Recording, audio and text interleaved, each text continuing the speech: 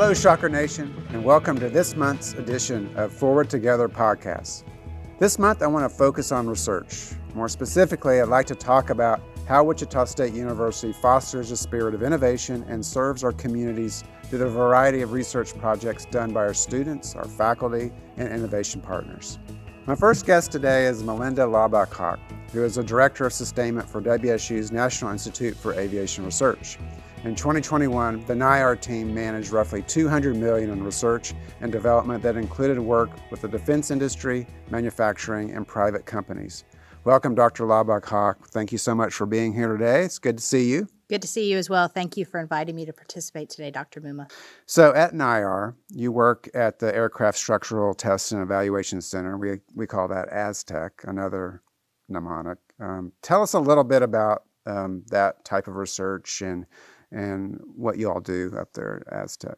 So NIAR began operating out of the old Kansas Coliseum in 2013, and we turned it into the ASTEC facility, which is the third largest structural test facility in the world and one of the largest teardown facilities in North America. We do a lot of defense research out there. So we are looking at how to extend the life of airframes, how to make sure they continue operating safely to the end of their economic life.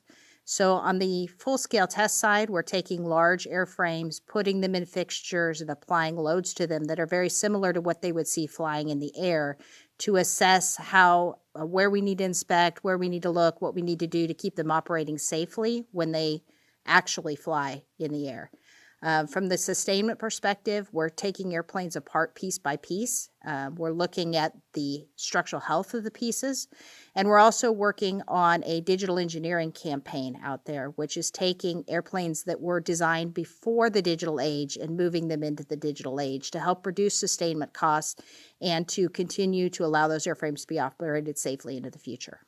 Yeah, and I've been out there several times, and you've provided tours for me each of those times. And so I don't know if the audience would really have a good perspective, but I'll try to provide one here. So a B-1 bomber or B-1B bomber, you have two, I think, that you've torn down and now translating all those parts into digital drawings and that sort of thing.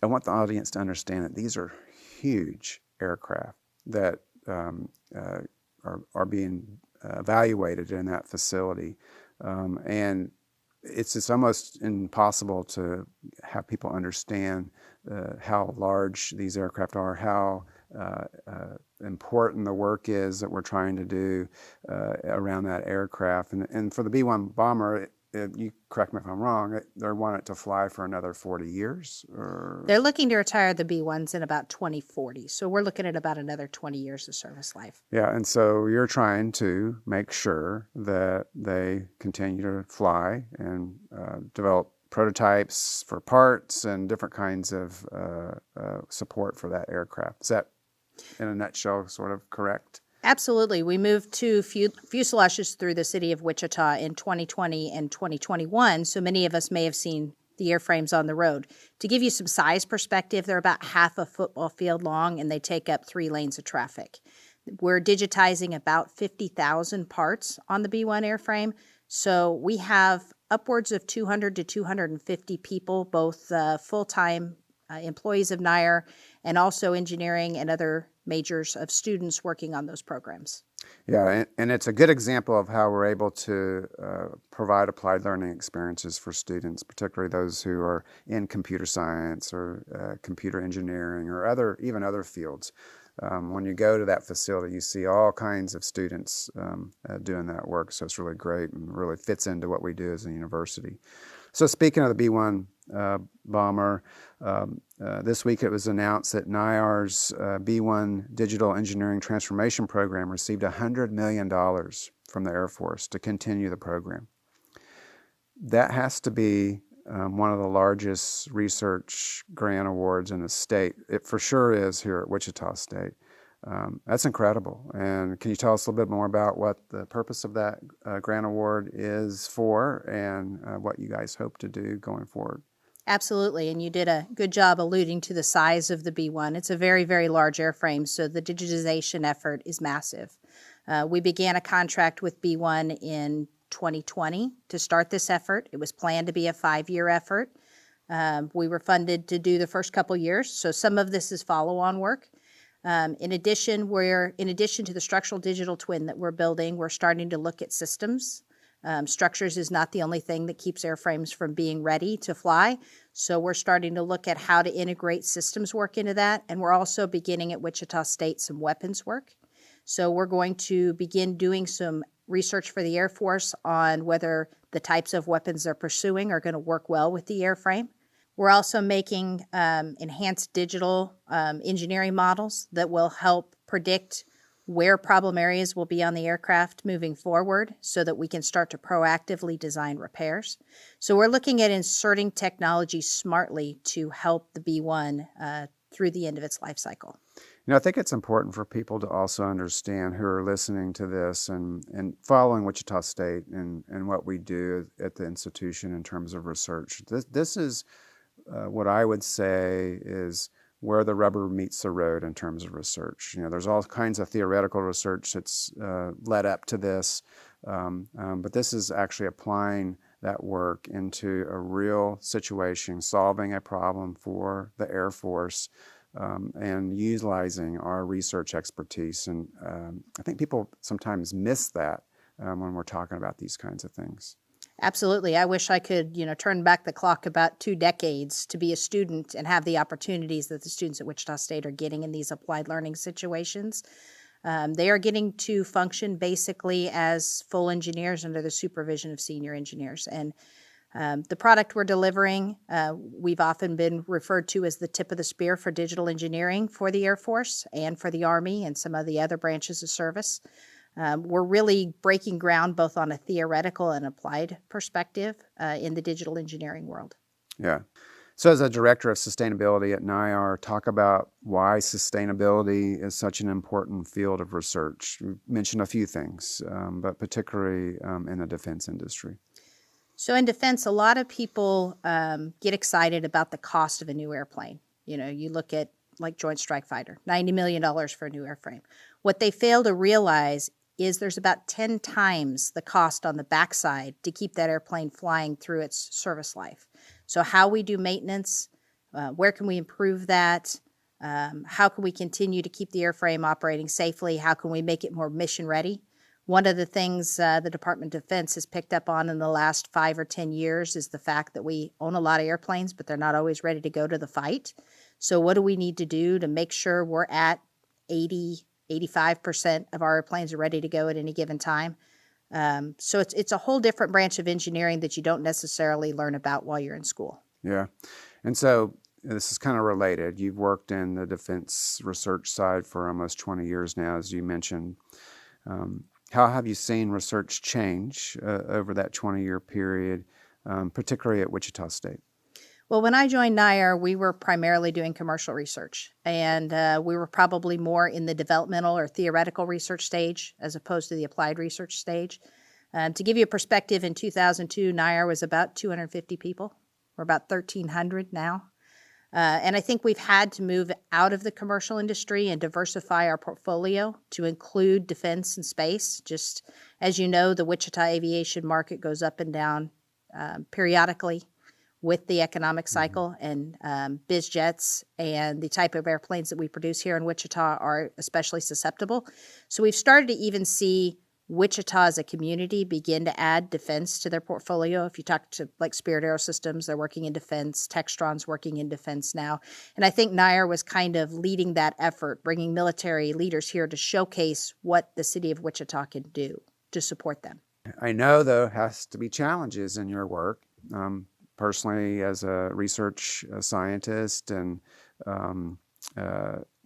people should know that you have a PhD in engineering, and so the challenges that you've had to have faced over your career. Could you talk a little bit more about those and what that has done to move forward your area at Aztec? Sure. I think the greatest challenge that I have as a researcher is knowing where to stop. The Defense Department has so many interesting problems. You can quickly find yourself going off on a tangent and building a program for 10, 15, 20 years on a single platform. At NIR, we really want to touch a bunch of different platforms and make sure that we're bringing the biggest bang to the buck to the Air Force for what we're delivering. So that has been a challenge. Learning to work with a diverse group of people. In digital engineering, like I said, we have probably in all of digital engineering, maybe 350, 400 heads. Those range in age from 16 up to 70. And so there's learning to work with that diverse population, learning how to communicate with a student versus someone who's more experienced than I am, for example.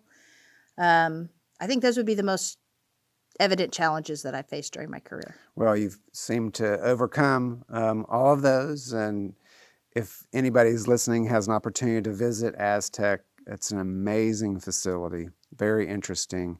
And I hope that some of our listeners have that ability to tour along with you, because you provide a great tour, a great explanation of what you all are doing. So I thank you so much for being here today.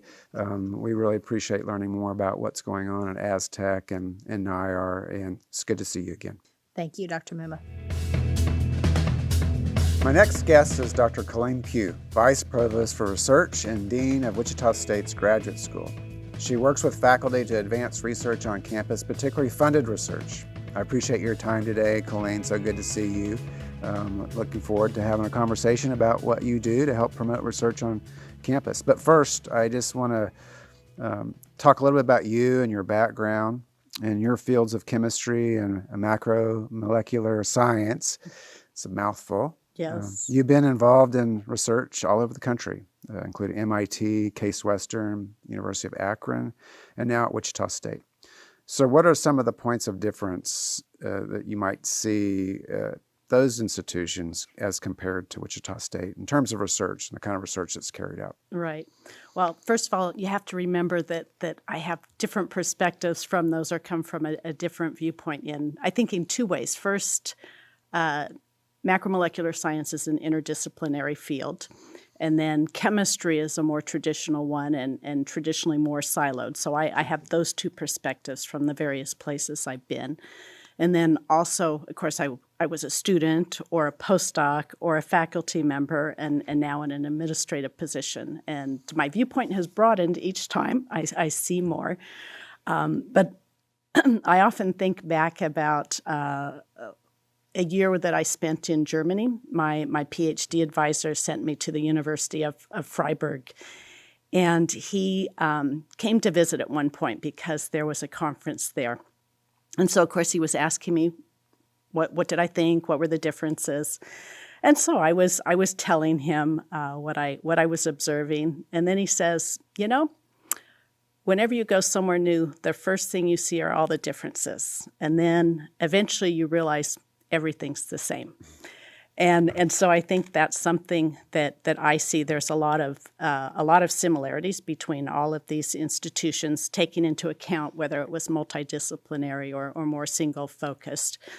But I think the biggest differences that I could see would be with MIT and their vast resources that they have.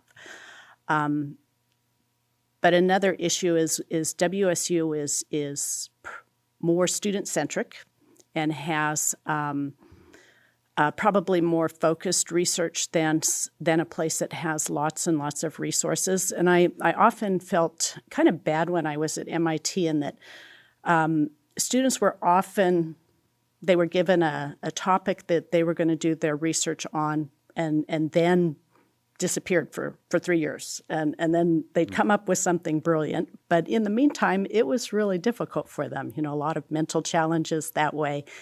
And I think that WSU operates more of the way I've operated in other places, where I think it's really important to, when you're working with students and newer researchers, is you help define the problem first, and then you wean them off. You're waiting for them to take ownership of the research project. And so, like I said, I think our research here is more focused and more student-centric. We want students to be engaged and become independent when they're ready to become independent. Yeah. So glad that you made those comments about being more student-centric, because there's, in a traditional view of research amongst faculty across the country, they believe either you're a teaching institution or you're a research institution. You cannot do both. And I think our university has shown that you can do both, and many other institutions have been able to demonstrate that as well. But from my experience as a researcher, I couldn't imagine not having that interaction on a regular basis with students and helping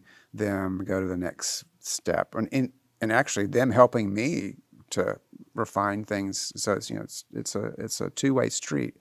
So Exactly. yeah, so great comments about that. Appreciate that.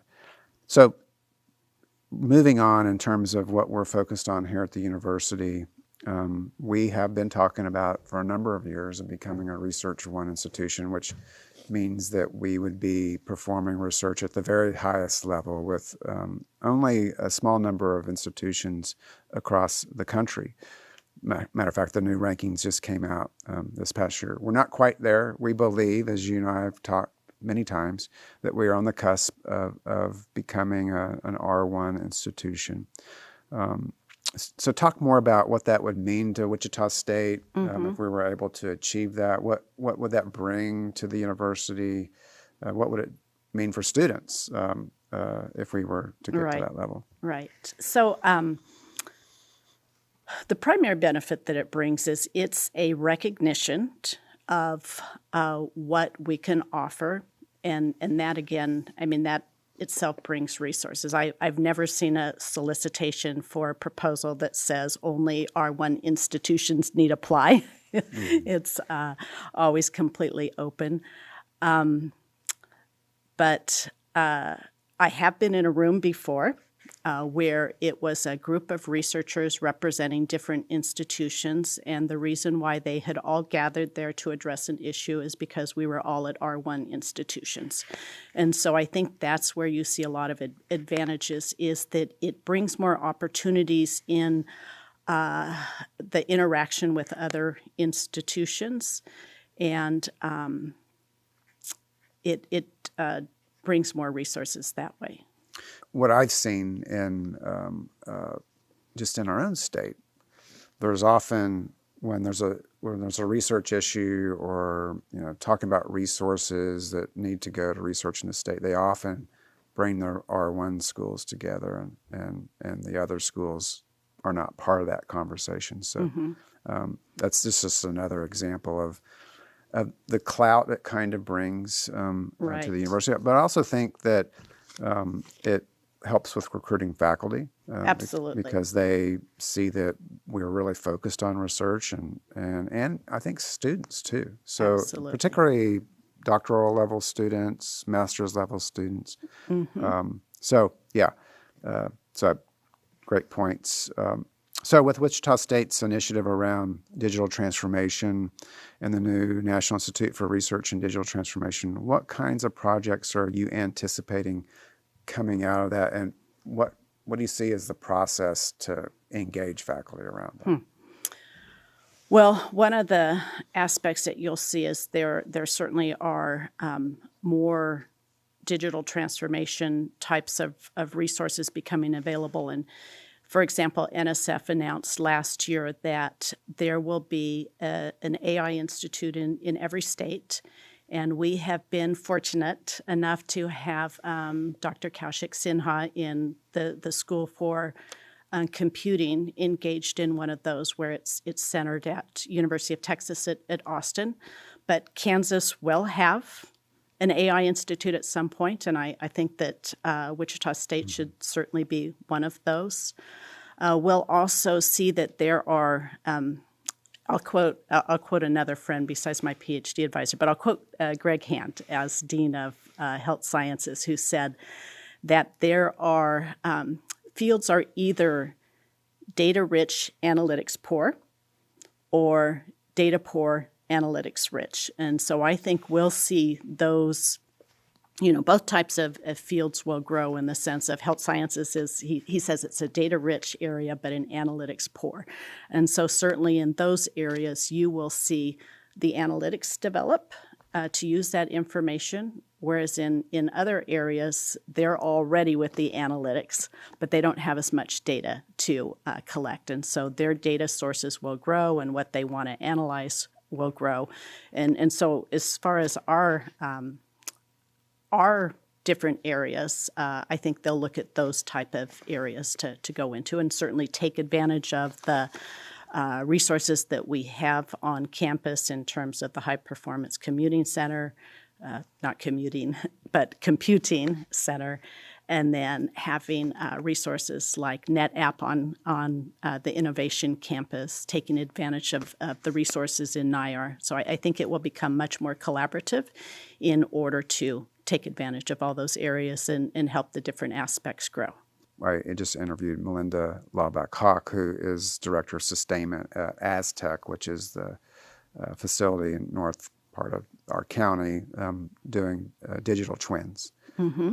So that really, that particular project has really driven a lot of our research awards, mostly through NIAR, but also I think has made other companies, other industry partners aware of what we're doing and the reason why they're on campus, like NetApp, Smart Factory.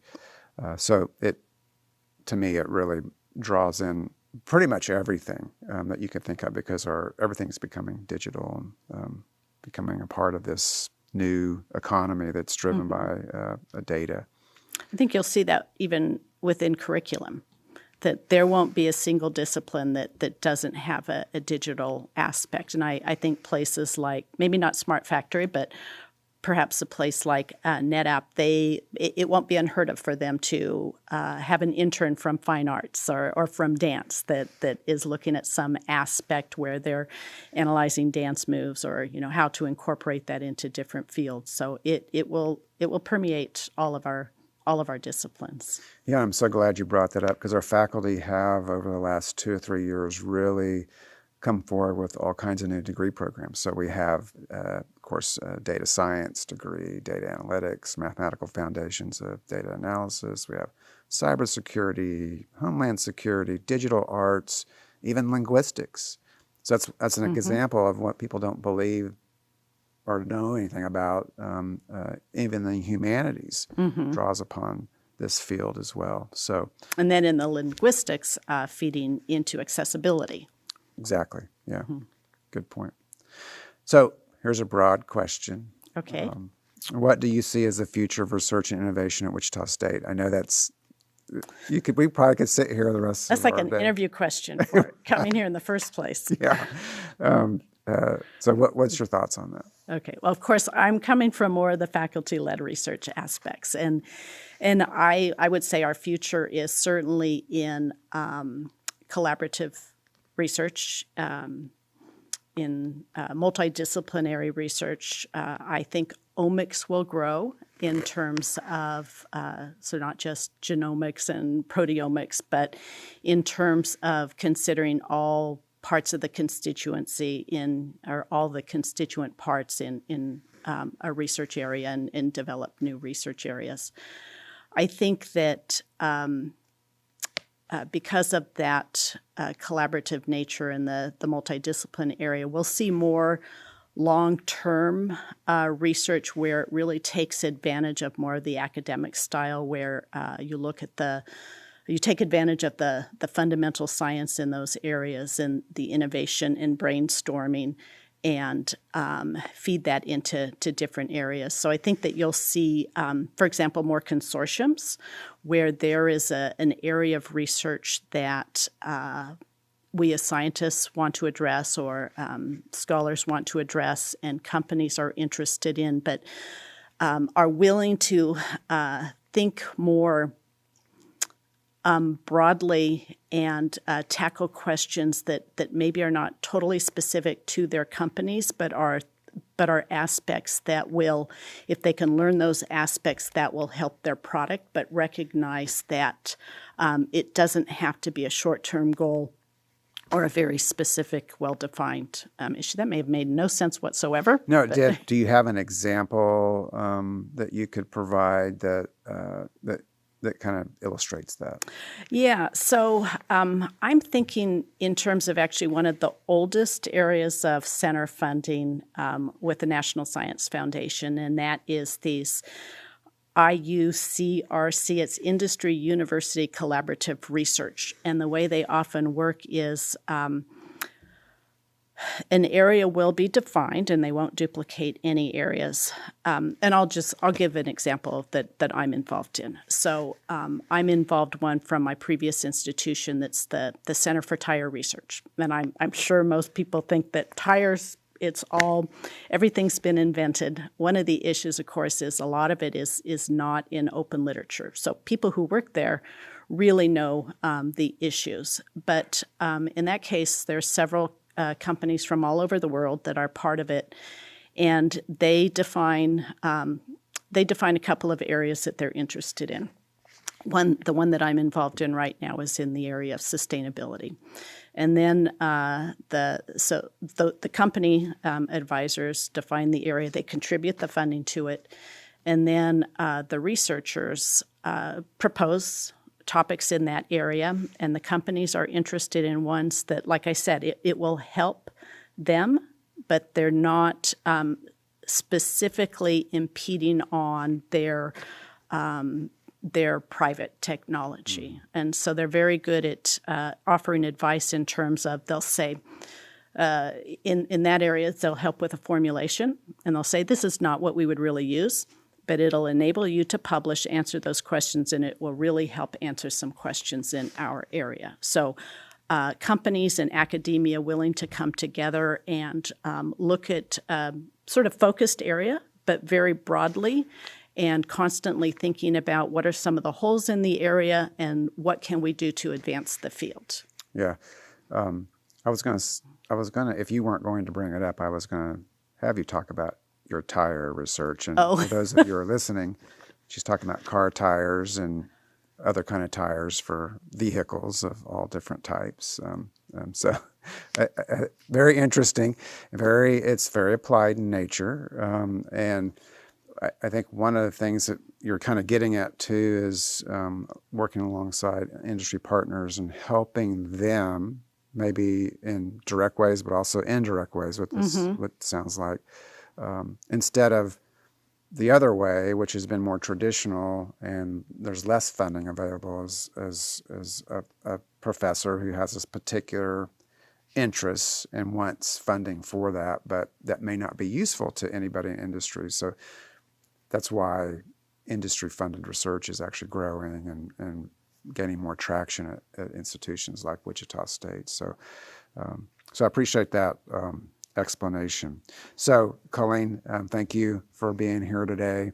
It's always good to talk to you beyond our regular meetings that we have at the university. And thank you, Shocker Nation, for joining me today. Join me next month when we celebrate something near and dear to Wichita State's heart, Innovation Month. Innovation touches everything we do at Wichita State, and we'll talk about it in our next episode of Forward Together.